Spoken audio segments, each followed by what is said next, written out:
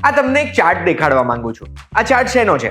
તો દર વર્ષે પોતાના કન્ટ્રી ઓફ રેસિડન્સને ત્યાગીને હાઈ નેટવર્થ ઇન્ડિવિજ્યુઅલ્સ, એટલે જે લોકો પાસે બહુ જ પૈસા છે, બહુ જ મૂડી છે, એવા લોકો નવા દેશમાં સિટીઝનશીપ અપ્લાય કરે છે.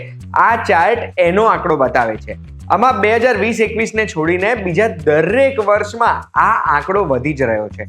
એનો મતલબ છે કે હાઈ નેટવર્થ ઇન્ડિવિજ્યુઅલ્સ પોતાનો દેશ છોડીને બીજા દેશમાં શિફ્ટ થાય છે. એમાં ટોપ ડેસ્ટિનેશન યુએઈ અને અમેરિકા ગણવામાં આવે છે. એ જ અમેરિકામાં ડોનાલ્ડ ટ્રમ્પ આવ્યો, એના પછી રોજ જે કંઈક ને કંઈક નવા નિયમો આપણને સાંભળવા મળે છે. તો ડોનાલ્ડ ટ્રમ્પે એક ગોલ્ડ કાર્ડની માહિતી આપણને આપી છે, જે ગોલ્ડ કાર્ડમાં ઇન્વેસ્ટ કરીને આપણે અમેરિકાની નાગરિકતા લઈ શકીએ છીએ. તો જો તમે જાણવા માંગતા હોય કે હાલમાં ઇન્વેસ્ટમેન્ટ કેટલું કરવાથી આપણને અમેરિકાની નાગરિકતા મળી શકે, ફ્યુચરમાં ગોલ્ડ કાર્ડ આવી જશે, એના પછી કેટલું ઇન્વેસ્ટમેન્ટ પ્રપોઝ કર્યું છે ડોનાલ્ડ ટ્રમ્પે, અને ગોલ્ડ કાર્ડ હોલ્ડર્સને બીજા લોકો કરતાં વધારે શું ફાયદો મળવાનો છે, તો એના માટે ધ્યાનથી સાંભળજો. હું તમને એક વાત કહું.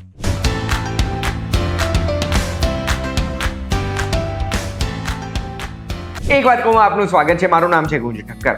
હવે એ તો તમને ખબર જ હશે કે કોઈ પણ દેશમાં આપણે નાગરિકતા જોઈએ છે ને, તો એ નાગરિકતા માટે આપણે અપ્લાય કરી શકીએ, ત્યાં ભણીને પછી જોબ કરી શકીએ, ત્યાં રેસિડેન્સ મળે, પીઆર બની આપણે, એના પછી આપણને ત્યાંની નાગરિકતા મળે. પણ આ નાગરિકતા માટે આપણે અપ્લાય કરવું હોય તો આપણે ઇન્વેસ્ટમેન્ટ કરીને, પૈસાનું રોકાણ કરીને પણ નાગરિકતા હાસિલ કરી શકીએ છીએ. દુનિયાભરના ઘણા બધા દેશોમાં આ ઓપ્શન હોય છે, જેમાં ત્યાંની ઇકોનોમીને આપણે ફાયદો પહોંચાડીએ છીએ તો આપણને ત્યાંની નાગરિકતા મળી જાય છે. ઉદાહરણ તરીકે કેનેડાની વાત કરું તો કેનેડામાં લગભગ 1.2 મિલિયન કનેડિયન ડોલર્સ, એટલે આપણા આશરે 7-8 કરોડ રૂપિયા જેવું થાય.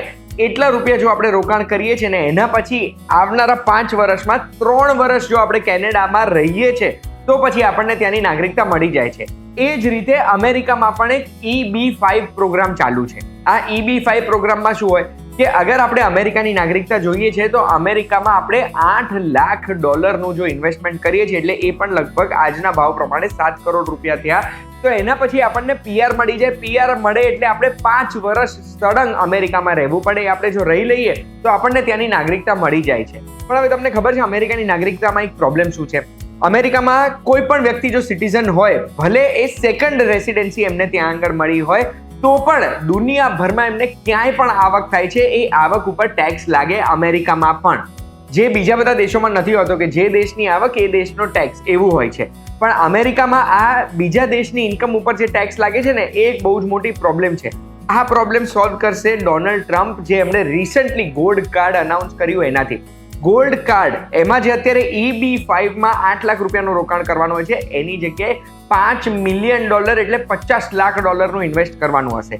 ડોનાલ્ડ ટ્રમ્પના કહેવા પ્રમાણે EB-5 પ્રોગ્રામ એ કદાચ બંધ કરી દે અને ફક્ત ગોલ્ડ કાર્ડ પ્રોગ્રામ જ ચાલુ રાખે. આ $5 મિલિયન એટલે લગભગ 45 કરોડ રૂપિયા થયા. એનું આપણે જો રોકાણ કરીએ છીએ અમેરિકામાં તો આપણને ત્યાંનું પીઆર મળે, અને એના પછી આપણને દુનિયાભરમાં જે આવક થાય છે ને, એ આવક ઉપર પણ ટેક્સ ના લાગે, ફક્ત આપણને ટેક્સ લાગે અમેરિકામાં થયેલી આવક ઉપર. એટલે આ નિયમથી ખબર પડે છે કે અમેરિકામાં જો આ નિયમ સાચે અમલીકરણ થાય છે તો એના પછી અમેરિકાના નાગરિકોને મળે છે એના કરતાં વધારે સુવિધાઓ ગોલ્ડ કાર્ડ હોલ્ડર્સને મળશે. આ વિડીયો આપણા માટે જરૂરી કેમ છે? આનાથી આપણને એક વસ્તુ ખબર પડે છે કે પહેલા જે અમેરિકાને આ 7-8 કરોડ રૂપિયાના રોકાણથી નાગરિકતા આપતું હતું, એ પણ હવે બંધ થવાનું છે. તો સવાલ એ થાય છે કે આવી રીતે ઇલીગલી જે લોકો ત્યાં આગળ જાય છે અને પોતાના જીવના જોખમે ત્યાં આગળ પહોંચે છે, એની શું જરૂરત છે ખરી? હવે અમેરિકામાં સ્કોપ છે ખરો? તમારી પાસે જો મારા સવાલનો જવાબ છે તો કમેન્ટમાં મને જણાવજો. અને આવી માહિતી માટે એક વાત કહું, જોતા રહેજો. આપણે ફરી મળીશું.